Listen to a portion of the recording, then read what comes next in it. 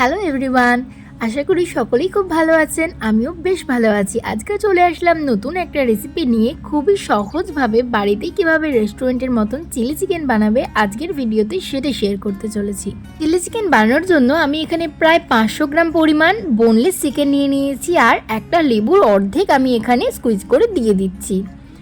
এবার আমি এর মধ্যে দিয়ে দিলাম পরিমাণ মতো নুন, আর দিয়ে দিচ্ছি কিছুটা পরিমাণ গোলমরিচের গুঁড়ো, আর দিলাম 2 টেবিল চামচ মতন আদা রসুনের পেস্ট, আর দিয়ে দিলাম 2 টেবিল চামচ সয়া সস, 1 টেবিল চামচ লঙ্কার গুঁড়ো, আর একটা ডিম। তোমরা চাইলে এখানে 2টো ডিমও ইউজ করতে পারো। আর দিয়ে দিলাম কিছুটা পরিমাণে কর্নফ্লাওয়ার। এবার এই সব কিছুকে চিকেনের সাথে খুব ভালো করে ম্যারিনেট করে রেখে দিতে হবে প্রায় 1 থেকে 2 ঘন্টা। তোমাদের হাতে টাইম থাকলে তোমরা 1 থেকে 2 ঘন্টা রাখতে পারো, আদারওয়াইজ 30 মিনিট রাখলেও প্রবলেম হবে না। কড়াই গরম হয়ে গেছে, এবারে আমি এর মধ্যে দিয়ে দিচ্ছি এক একটা করে চিকেন। খুব ভালো করে চিকেনটাকে ভেজে নিতে হবে। তোমাদের কার কার এই চিকেন পকোড়া খেতে ভালো লাগে কমেন্টে লিখে জানিও তো। আমি তো ওই চিলি চিকেন করার সময় পকোড়া আর্ধেক খেয়ে নিই। তো এবারে আমি এখন গ্রেভিটা বানাবো। গ্রেভি বানানোর জন্য নিয়েছি কিউব করে কাটা অনিয়ন, ক্যাপসিকাম, একটু টমেটো দিয়েছি, আর রসুন কুচি, আদা কুচি, আর কাঁচা লঙ্কা। এবার গ্রেভিটা বানানোর জন্য কড়াইয়ের মধ্যে প্রথমেই দিয়ে দিলাম সামান্য পরিমাণে রসুন কুচি আর আদা কুচি। এবার দিয়ে দিচ্ছি কিউব করে কেটে রাখা ক্যাপসিকাম, পেঁয়াজ, টমেটো, আর কাঁচা লঙ্কা। তোমরা চাইলে টমেটোটা স্কিপ করতে পারো, আমার বেশ ভালো লাগে তাই আমি দিই।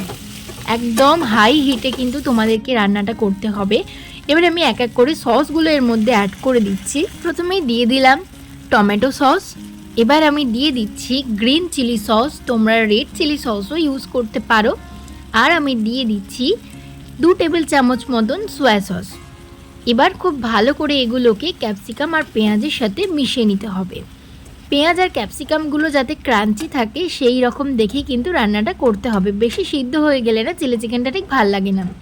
তো এরপর আমি এর মধ্যে ভেজে রাখা চিকেনের পকোড়াগুলো দিয়ে খুব ভালো করে গ্রেভিটার সাথে মিশিয়ে নিচ্ছি। তোমরা যদি ড্রাই চিলি চিকেন খেতে চাও তাহলে এই অবস্থাতেই নামিয়ে নিতে পারো। আমি যেহেতু রাইস দিয়ে খাবো তাই একটু গ্রেভি বানানোর জন্য এর মধ্যে সামান্য একটু গরম জল অ্যাড করেছি, আর দিয়ে দিলাম জলে গোলা কর্নফ্লাওয়ার। কর্নফ্লাওয়ারটা দেওয়ার ফলে গ্রেভিটা একটু ঠিক হবে, আর চিলি চিকেনটা খেতেও ভীষণ ভালো লাগবে।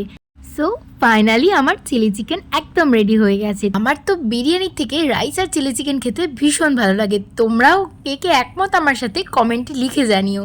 আর রেসিপিটি কিন্তু বাড়িতে ট্রাই করতে একদম ভুলো না। তো চলো আজকের মতন টাটা।